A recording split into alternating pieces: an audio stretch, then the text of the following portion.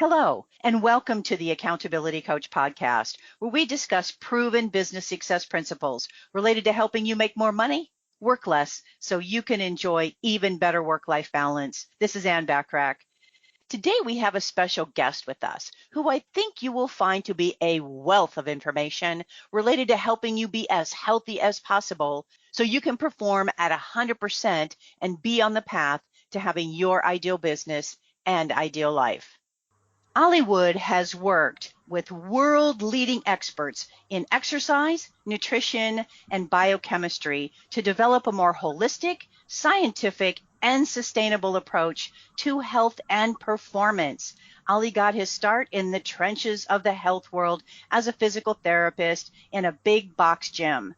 After 7 years of working with primarily high-performing business owners, he saw the extent to which stress, inflammation, and lack of focus on recovery was ruining any progress they were making. Olly's goal is to help professionals on the pursuit of growth and improvement to make sure they don't leave their body and energy behind. Welcome, Olly. We so appreciate you joining us. Thanks, Anne. So good to be on. Thank you. So let's start with, how can busy professionals integrate health habits into their lives? Yeah, absolutely. I've just got off a call with a bunch of our clients in that spot. And I think a big one that is the obvious that comes up is time, right? How do we fit us back into our day? And I think a lot of us focus on how we get the next 10-minute workout. We create the next thing that's shorter and faster. But ultimately, I could never actually give you a 25th hour in the day. It becomes a big part of how do we reassess the day to focus on the quality versus quantity, right? Rather than doing all the things. I think ultimately the big question comes back as, how do we make sure we fit you back into your day? Because ultimately it comes back down to a level of priority, and having business as priority is great. Having family as priority is fantastic. But at some point, there also has to be a level of priority on you. And I think a lot of us are in a weird space where we find that very challenging to actually put us first, or put us even on the calendar at some point. And I think that's a big first step in regards to how we start. And we really can't be, and correct me if I'm wrong, 100% of what we need to be to perform at our profession if we really don't have the energy or the mental capacity that we really need. Would that be a true statement?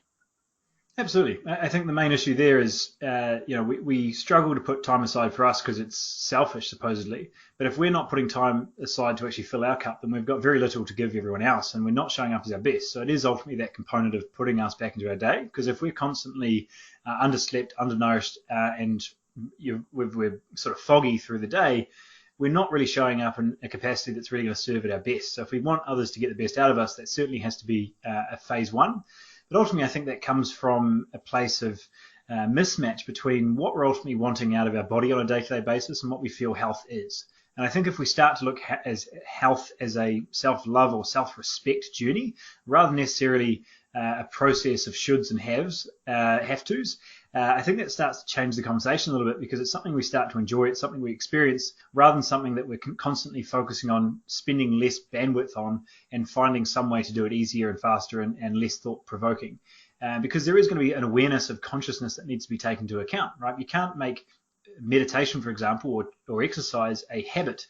It has to be a routine, because there's conscious thought involved in that process. It's never going to be something that just unconsciously happens. There's conscious thought there. And I think sometimes that is something a lot of us skip over when we start to look at health as a part that needs to be ticked off in order to do the other things in life. But if we take the time to realize that that is the very foundation of self-love or self-respect of our journey, we now start to get an idea of it being an integral part of everything else working well. So how do we help prevent burnout? So we're working hard, we're doing a lot of things. How do we really prevent burnout?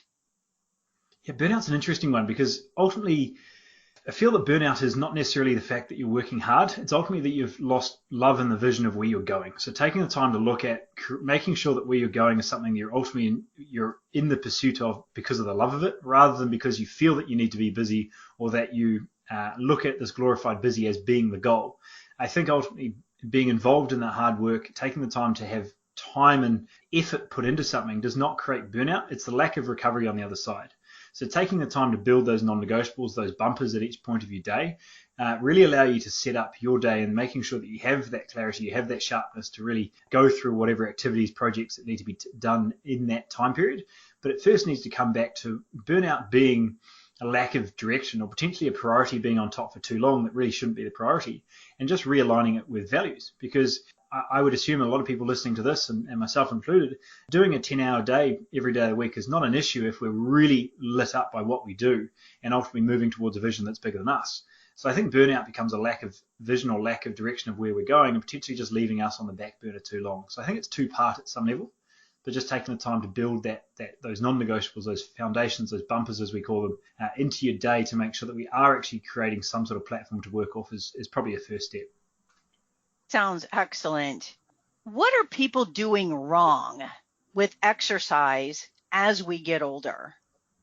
Yeah, I think there's two parts here, but ultimately I think the big part we want to look at first is this sweet spot of movement and what that looks like as we get older, right? Our physiology when we're 20 is going to be very different to when we're 40, and taking the time to look at and adjusting that as we get older is going to be a challenge in itself, maybe to ego, maybe to just comfort levels, and understanding what exercise ultimately does for us. One thing that we certainly notice over time is we don't get better at endurance, we simply get worse at strength.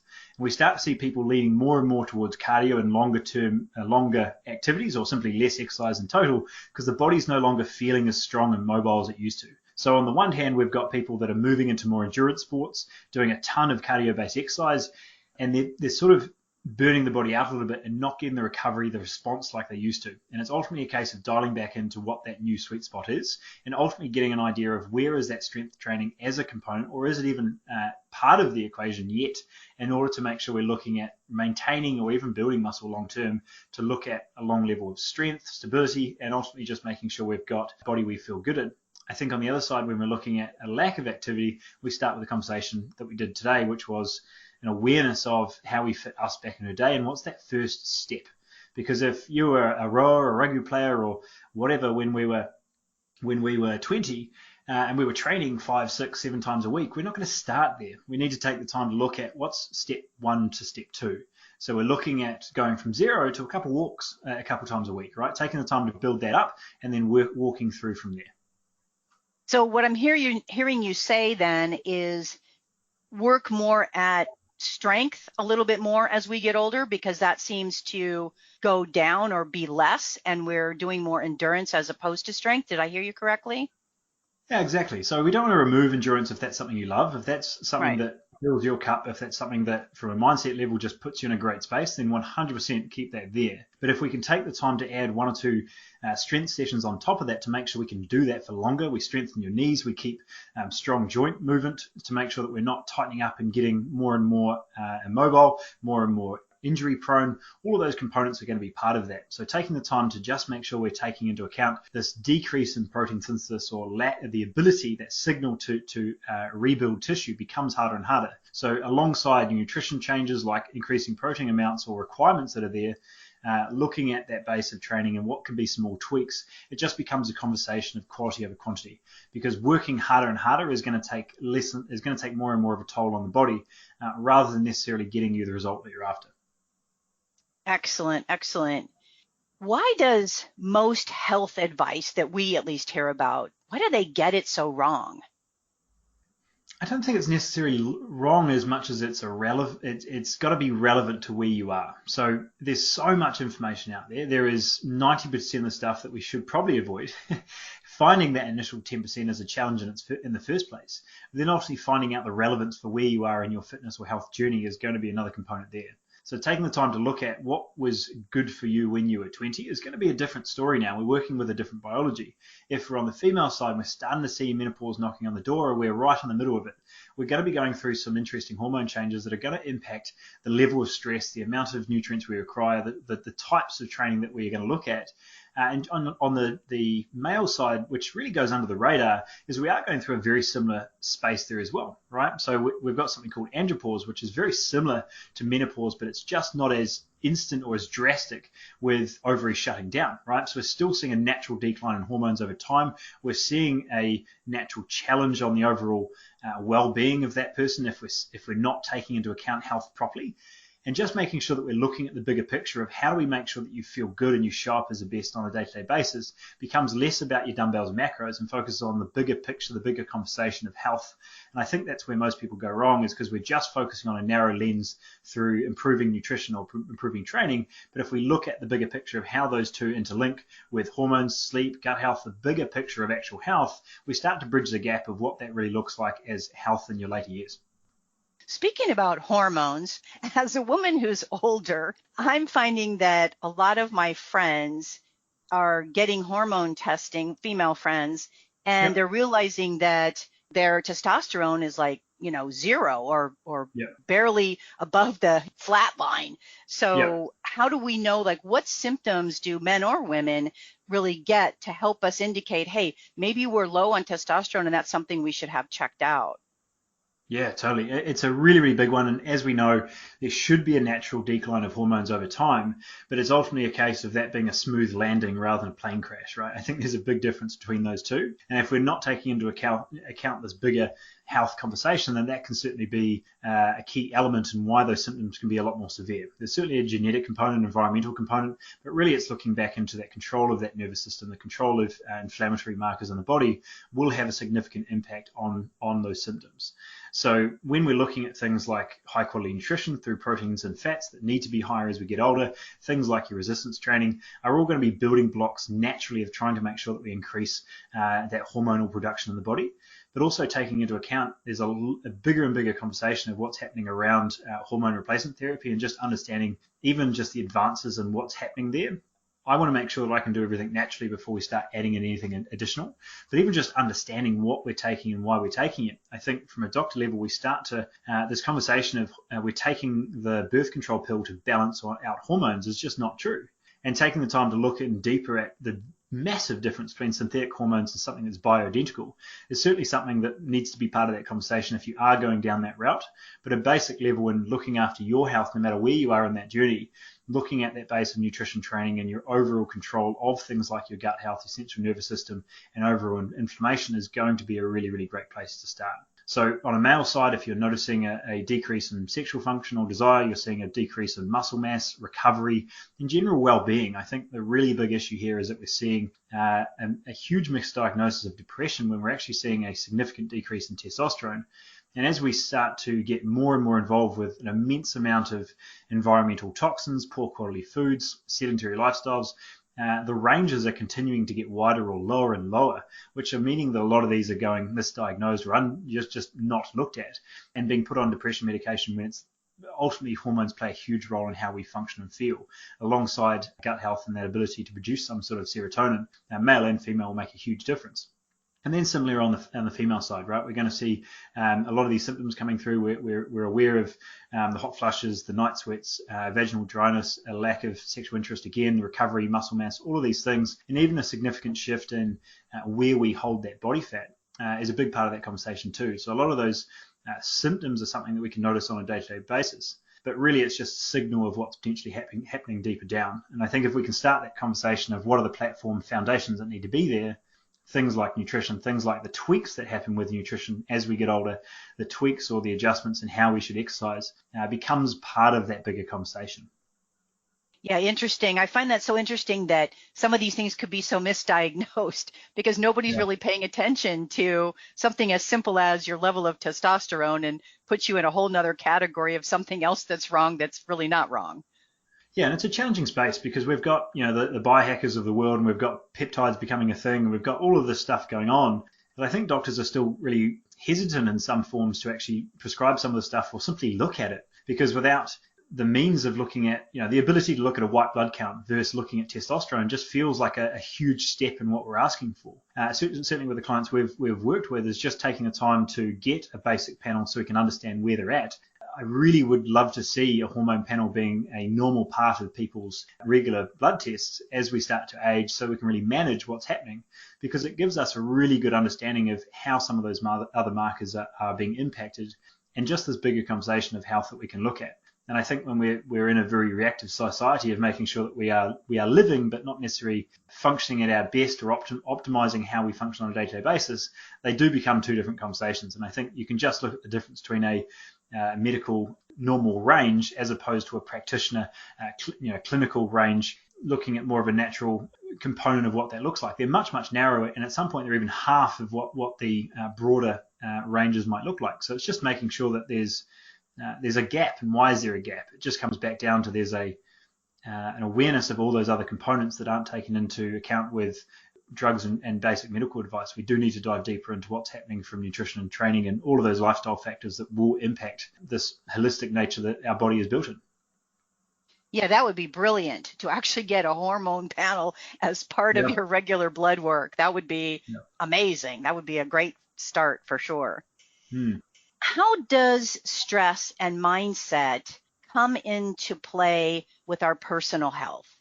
Yeah, so for us, I think it's what we do is we break it down into 3 areas of stress. So for most of us as busy professionals, as business owners, as people that are just working through life with all this stuff going on, most people are aware that they're busy. There's a level of stress that they need to be aware of, and that it's probably being detrimental to their health. If they don't know that, it's definitely somewhere to start. Understanding how much of a significant impact it has on your ability to digest food, sleep, all the rest. But just to identify and break that down a little bit more, we tend to put it into 3 buckets, and that might just allow you to identify where is one area for you to focus a little bit more on. So first one would be the psychological component, right? What are we looking at from mental stress? Is it there's an argument going on at home in the family? Is it work stress and project deadlines? Is it our own internal stories and general headspace that we need to address to make sure that we're improving our overall health?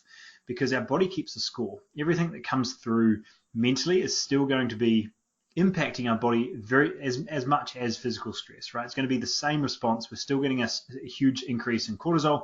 We're then going to be moving into that fight or flight response and overall shifting a whole lot of biological functions in our body and how things work. Now, if that's for a short, stressful moment of 30 minutes, then that's not necessarily detrimental to our health overall. But if that starts to become, and what is becoming in today's society, a 10-hour stressful day, rather than just a short spurt of it, that's ultimately where it's becoming massively detrimental to the rest of our body. The second one there would be that physical component, as we talked about before, taking the time to look at that sweet spot of training. Are we moving more towards training that complements our body and our stage of life to make sure that it is giving us that stimulus, giving us that quality of response that we're after to make sure we can continue to progress and keep our body looking and feeling great without burning things out or simply not training enough? That's going to be a huge stressor to the body. But I think thirdly, the really, really interesting one that we're overlooking a lot of the time is looking at that digestive component of stress. So identifying foods that are causing you to feel inflamed in the form of bloated, tired, gassy, brain fog, whatever that might be, and which is becoming more and more common as we start to see 40 or 60% of our diet being these highly processed foods, refined sugars, these vegetable oils, whatever else that's coming in that's really clogging up our system, that really starts to get in the way. Amazing. Speaking about brain fog, I recently had a blood panel done, and when I was talking to my functional medicine doctor, she said, "Are you experiencing any kind of brain fog?" And I said, "Well, that's an interesting question. Why do you ask?" And she said, "Because we did a blood test and yours came up very low compared to what it is." And I said, "I thought it was maybe just age." I kept telling my husband, "I'm forgetting things, or I forget how to spell words, or things I know." And she said, no, you're actually scoring very low. So there's a supplement that we can get to help you overcome that. I'd never heard of that before. Do you know, can you talk to a little bit about that? Yeah, it's fantastic because we're starting to ask bigger questions, right? It's not a case of, is it disease or are you good? It's a case of there's a big spectrum between those things. And starting to ultimately find what I'm going to assume is some nutrient deficiency levels that we can start to build back up. We're starting to have a bigger conversation of health and what's really ultimately missing in a lot of today's modern diet. Or simply if we're stressed, we're busy, we're going to be burning through nutrients at a higher rate. So looking at how we can start to create more personal nutrition plans, blood panels, and just lifestyle advice around actual real world stuff, we start to really identify things that are not disease level, but they're certainly impacting your day-to-day quality of life, right? And now we're having a much more holistic conversation of how to make sure that us being proactive with our health becomes a conversation of, if I'm going to pay for a supplement, I might as well make sure it's worth it or it's something I require. Because I think an issue at the moment is we're all leaning towards multivitamin if we don't know what to have. And we're sort of getting too much of the nutrients we don't need and not enough of the ones we do. And we start to go deeper into panels that give us the exact data of what is low and how do we build us to absolute best.